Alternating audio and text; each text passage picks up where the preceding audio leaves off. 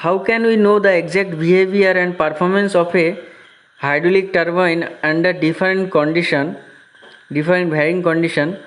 That we can find, that means by the help of the characteristic curve of a hydraulic turbine, we can say the exact behavior and performance of that particular turbine. So today we are going to discuss about the characteristic curve of hydraulic turbine. Dear students, myself Dheeraj Mondal, Assistant Professor, JS College of Engineering. Let us discuss the characteristic curve.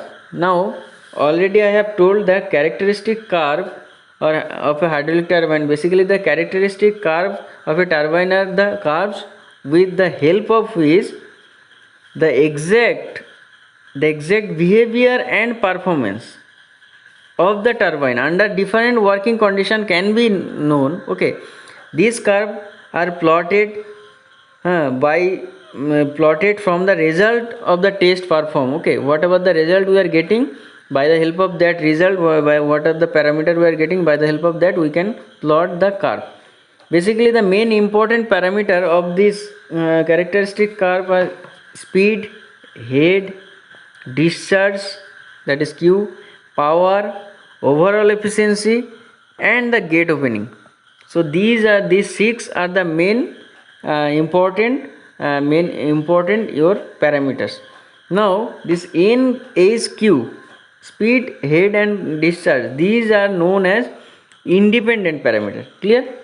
So these are known as independent parameter, where these are the dependent parameter, because the power, if you increasing the speed, if you increasing the head, then power will be increased. If you increasing the discharge or head, then efficiency can be increased. If you increasing the discharge, the gate opening will be increased. Gate opening means the amount of water which is coming through the nozzle. Okay, from the nozzle. Okay, so how much water, it may full gate, it may half gate, it may quarter gate, like this. Okay, so I am coming afterward what is gate opening. So let us discuss the characteristic. It is basically three types. Basically what happened, N, H, and Q, these are the main independent parameter. Now what we are doing, out of this independent parameter, one independent parameter is kept constant. Let us consider the age is constant, and out of these two independent parameter N and Q, I have to take only one, suppose N, and rest of the you know that 4, 5, 6 are there. So 3, if again I am telling you, suppose 1, 2, 3 is your independent parameter. Now out of this independent parameter, if I am taking H is constant, and now H is constant. Now either from you can take Q or you can take N. If you are taking N, so N, with respect to N, you have to plot the curve with whom? With these 4, 1, 2, 3, and 4. So with this 4, so N versus Q, N versus P, N versus gate opening, N versus overall efficiency. So you can plot the curve, and based on that characteristic curve, you can examine, or you can examine the behavior and performance of that particular turbine. So I think up to this it is clear. Now there are mainly three types of characteristic curve: main characteristic curve, or it is called constant head curve; operating characteristic curve, or it is called constant speed curve; Muschel curves, or constant efficiency curve. So when in case of constant head curve, what we are doing, the main characteristic curve is basically obtained by maintaining constant head. Basically here constant head is constant, and you know that either you can take N or you can take Q, and when you are taking N, so with respect to N, the rest of the parameter are given. So based on that, that means that rest of the parameter you have to, that means plot the your graph.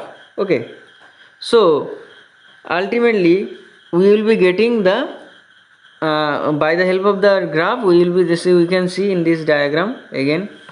So here basically what happened, we are taking unit discharge. Unit discharge is equal to discharge per unit head. So by unit discharge and unit head, unit speed. So we are just plotting the graph between unit discharge and unit speed. And here basically head is constant, and it is your full gate opening. Like 100% water supply is given. Now 1/3 gate opening, half gate opening, 1/4 gate opening. So ultimately the equation you will be getting, this is your the graph you will be getting, this is your graph between unit speed and unit discharge under different gate opening. So I think it is clear. Now if I am taking unit speed versus unit power, so unit power is equal to what? Power per unit head. Okay, that is your 3/2. Now unit power versus unit speed, if I am taking 1/4 gate opening, if I am taking half gate opening, 1/3 gate opening, full gate opening under constant head, then you will be getting this diagram. Okay, so this is your graph, and that is basically we have got by the help of experiment. If I am taking unit speed versus your overall efficiency under constant head, and the gate opening, I am changing the gate opening. So by the help of that, 1/4, this is the curve, 1/4 full gate opening. So this is the curve in case of Pelton wheel. Remember, impulse turbine, only it is applicable for the impulse turbine. But when you are finding out in case of reaction turbine, then you can see how the plot is changing. Okay, so this is for same unit speed and discharge. This is for half 1/4 gate opening, 0.5 gate opening. So as the gate opening increasing, so you can see what happened, the speed also increasing and discharge also increasing. And if I am taking again unit speed versus unit discharge, so this is your curve, you can see. So these are the graph on reaction turbine. Again unit speed versus unit power, so this is the curve under constant head. Okay, and unit speed versus unit overall efficiency. Okay, so this is the graph.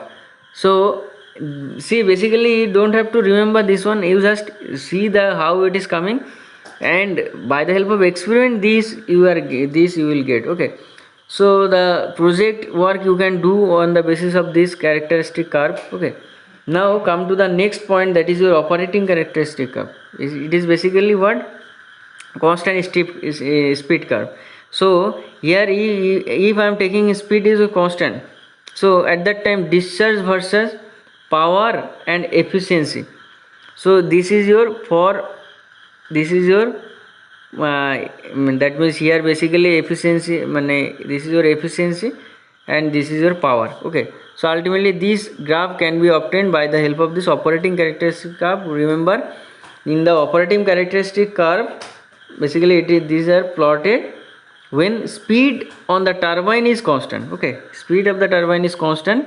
In case of turbine, the head is generally kept constant. Okay, in case of turbine, the head is generally constant, as it is mentioned here. You can see head constant and in constant. Okay, so constant speed curve or operating characteristic curve, you can see this is your diagram. This kind of diagram you can see. Now if I am talking about the last part, that is your constant efficiency curve. So constant efficiency curve or iso efficiency or Muschel curve. Okay, it is basically what? Taking your efficiency is constant. Now you can see here basically in this diagram discharge versus speed and also overall efficiency versus speed. So as this column is your this is your speed column and this is your discharge and overall efficiency. So as a whole, what we are doing here, you can see the head, constant head is constant. The full gate opening, this is your gate opening, 0.75 full gate opening, half gate opening, and based on that the efficiency is this is your iso efficiency curve. So this is your IC efficiency curve. Okay, and this line is called constant efficiency line, and this is your gate opening. So ultimately this kind of figure, this kind of plot you can get, and based on this you can assume that which type of you can say that which type of performance will be given by that particular turbine. So this is the end of the video. I hope you have learned lot of thing, and after that the governing part was there. Okay, governing part, next in the next lecture this hydraulic machine part will be completed. So with full numerical analysis and the theory, this part will be completed. So I hope this lecture is getting benefited for you for the upcoming exam, also as well as when you are going to appear for gate exam, IAS exam like this, or any kind of exam, competitive exam. So if you like the video, then please you just DM subscribe my channel, that is your DM study center, and press the bell icon for everyday notification. Okay, so if you are just thinking that this video is helpful, then every day I am just what I am doing, I am uploading this video in my YouTube channel, so you will be benefited, and this is your channel. You just grow this channel, and according to your purpose this channel is made. So if you are having any kind of inquiry, any kind of doubt, you can ask me and you can request me. I will get back to you, because this channel is made for only for you, only for the student, for the sake of the student. So I hope this channel that means the video whatever I am uploading, that will be benefited for you. So thank you up to this today, up to this. Thank you for listening. Jai. Only 10 minutes will be taken in this lecture. Basically we are going to solve the numerical which was given in the last lecture. So dear students, myself Dhiraj Mondal, assistant professor JS College of Engineering. So here I am going to discuss about the numericals on numerical analysis on unit quantity. So you know the last class we discussed the unit quantity, where we have seen the unit speed is equal to n by root h, unit discharge is equal to q by root h, and unit power is equal to p by h to the power 3 by 2. So that we know. Now based on that formula, let us solve the numerical. This problem was given, and maximum students solve this problem. Therefore p1 is given, n1 is given, h1 is given. That means the power developed is your 9000 kilowatt. RPM speed is your 10 RPM, and the turbine and the head of the turbine is your 30 meter. Okay, and if the height of the turbine is reduced to 18 meter, determine the speed and power developed by the turbine. So the P1, N1, H1 and H2 given. You have to find out the N2 and P2. So you know that the formula N1 by root over H1, that is your unit speed, is equal to N2 by root over H2. So N1 is given, H1 is given, N2 is not given, H2 is given. So can I find out N2? So you can easily find out N2. So put the value, you will be getting N2 is equal to 77.46 RPM. So next you have to find out the P2, and we know that P1 by H1 to the power 3 by 2 is equal to P2 by H2 to the power 3 by 2. Now put the value, all the value you will be getting P2, because these the rest of the value these are given. So P is equal to 4182.84 kilowatt. Come to the problem number 42. Problem number 42 is basically the turbine power developed P1 is given, head is given 100 meter, N1 is the RPM is given 200 meter RPM, that is your speed given. So what would be its normal speed N, that means N2, and output of the power output under a head is given also. H2 is equal to 81. So you have to find out the power output P2. So simply just put the value in specific speed is equal to, we know that unit speed is equal to N2 by root over H1. So N2 is equal to this formula. So ultimately this all the value these are given, so 180 rpm is the answer. Next, unit power. Unit power is equal to p by h to the power 3 by 2. So ultimately here basically only one parameter is unknown, that is your p2, and rest of the parameter it is already in the question, it is given. So 364.5 kilowatt, that is the answer. So 43, problem number 42, come to the problem number 43. See here, turbine operates under a head of 25 meter. So h1 is given 25, n1 is given 200 rpm, the discharge is 9, discharge q is given 9 meter cube per second, efficiency 90, overall efficiency is the 90%, 0.90. Determine the performance of the turbine under a head of 20 meter. So you have to find out the performance. See, when the performance of the turbine you need to find out, then what you have to find out, all the parameter, that is your speed, power and all this, you have to find out. Okay, so basically you can see again these are the parameters which are given, and performance of the turbine under head is your 20 meter head. Under this 20 meter head, what is the performance? That means you have to find out the speed, you have to find out the discharge, you have to find out the power developed by the turbine. So when you that means you are asked that find out the performance of the turbine, that means you have to find out the speed, discharge and power, that's all. Now put the value. H2 is equal to this, you know the overall efficiency is your shaft power by water power, and shaft power is also you have to find out shaft power, overall efficiency given, and water power is equal to rho g QH by 1000. Just you have to find out the P1. So 1986.5 kilowatt is the answer. Again you have to find out the n, and specific, you know that is unit speed n by root over h. So n1 by root over h is equal to n2 by root over h. So n2 is equal to 178.88 rpm. So this is the answer. Next answer you can see discharge unit, put the value of unit speed, you can find out the discharge. So 8.05 meter cube per second is the answer.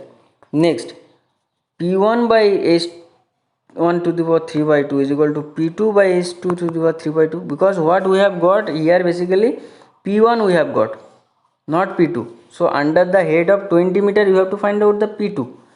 So that is why we have just again we have that means this equation is needed, p by root over h by h to the 3 by 2 unit speed.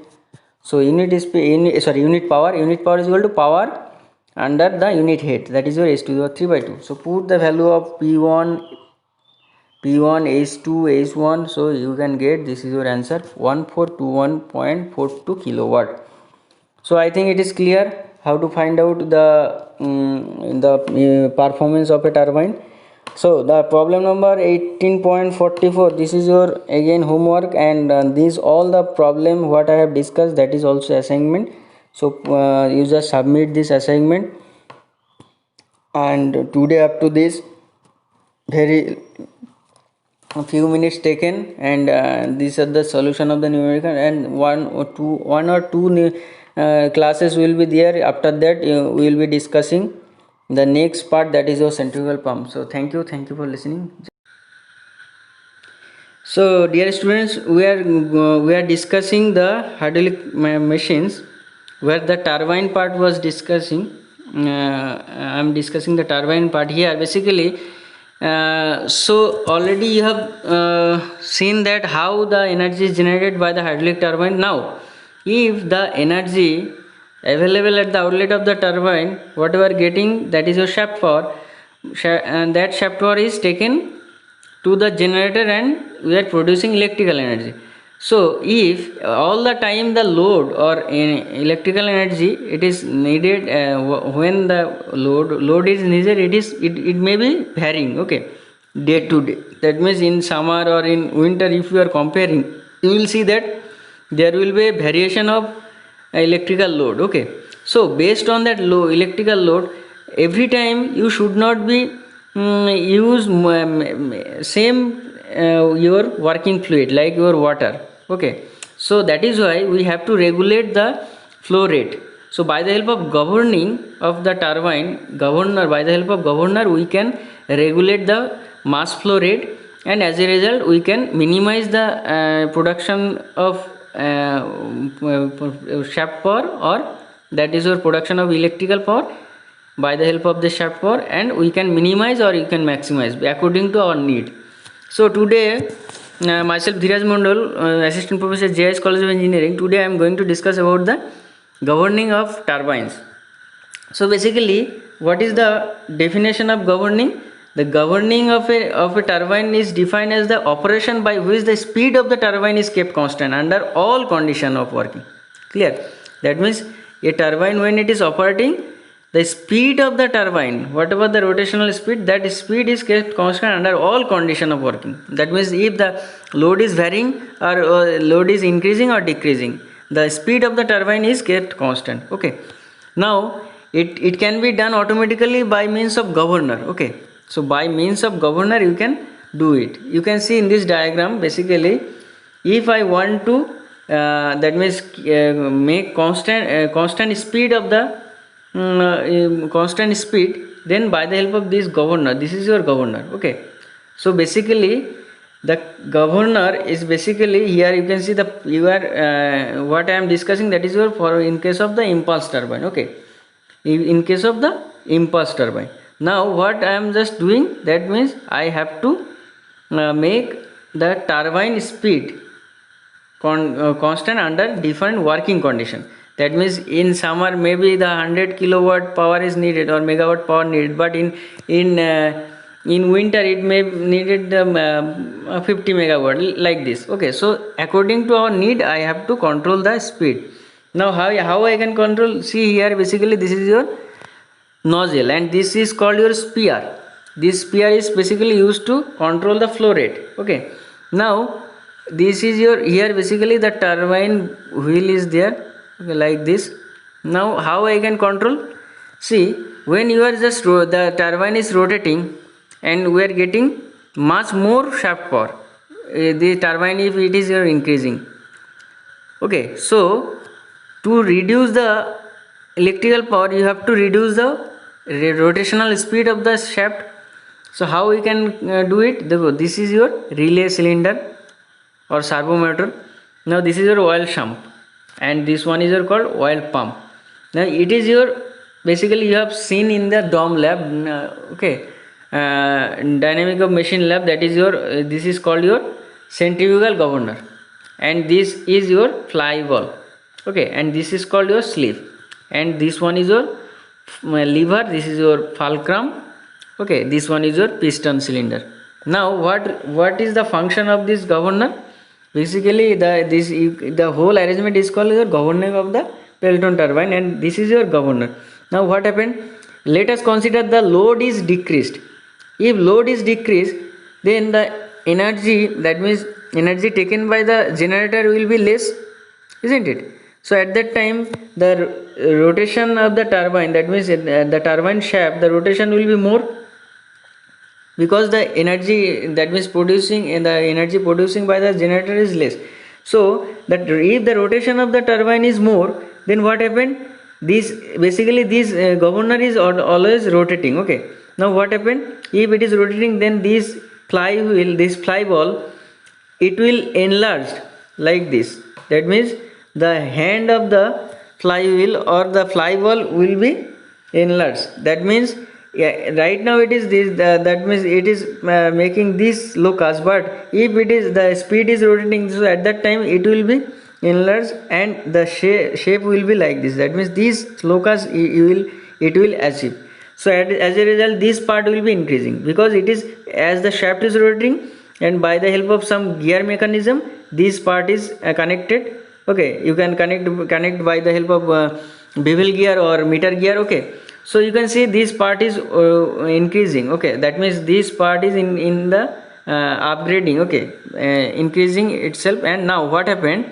As a result, as this part is moving upward, so this hand it will take like this shape. So as a result, this, by the help of this fulcrum, this lever will be lever will be in the right your clockwise direction. So that this lever will be in clockwise direction. At that time, what happened? This piston will be in the downward direction. As it is moving in the downward direction, so what happened here?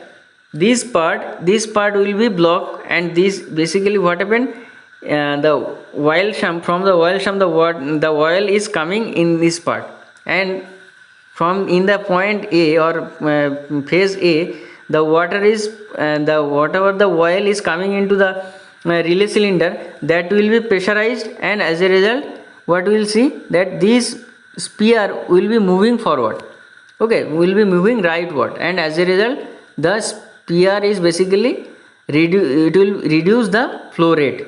So as a result, here it is your turbine wheel, okay, and the turbine wheel rotation will be minimized because of this movement of the sphere. So as a result, the wheel rotation will be less or minimized, and if the wheel rotation is minimized, then shaft rotation will be minimized, so the power production will be minimized. So this is how we can control, or we can regulate the water flow rate, mass flow rate.